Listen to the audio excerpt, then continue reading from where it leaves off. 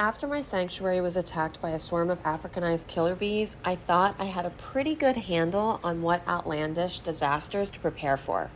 Now, after this past week, all I know is scratch that. I feel like the limit does not exist.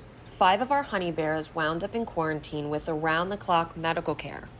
Mason got hit the hardest. They were struck with a mystery that caused them to severely dehydrate, and his kidneys started to shut down. Mason got sick first. I could tell immediately from his eyes that something was not okay. They resembled lilies. Tuesday morning, we were off to the vet. By that evening, both Molly and Momo fell ill, so they needed to be quarantined too. I started thinking about pesticides or something, but the indoor enclosure is a controlled environment. No new cleanings, no pesticide, nothing. It's literally a locked room.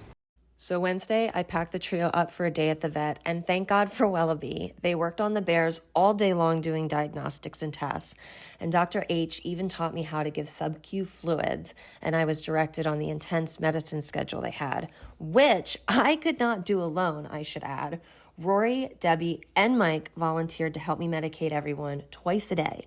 I had to do a lot of things that made me uncomfortable, but when you do what I do, you have no choice. You just freaking dive in. Unfortunately, by Thursday, Oliver joined the party. He was found curled up like a little ball in his enclosure on the floor. They were tested for lepto, toxoplasmosis, and so many other things. They had x-rays, and Mason had a sonogram, which showed that the poor little dude has structural damage to his kidneys from this, and he may even be on meds for the rest of his life. Fortunately, the others didn't appear to fall as hard as he did.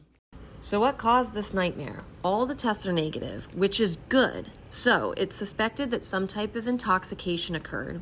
We've been able to narrow it down to some bogo arugula, mold on cacao pods, or something within that bag of mulch.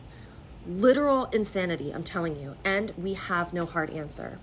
So I learned a lot from this. I've added it to the list, and I am just so grateful that everyone is okay and back to normal.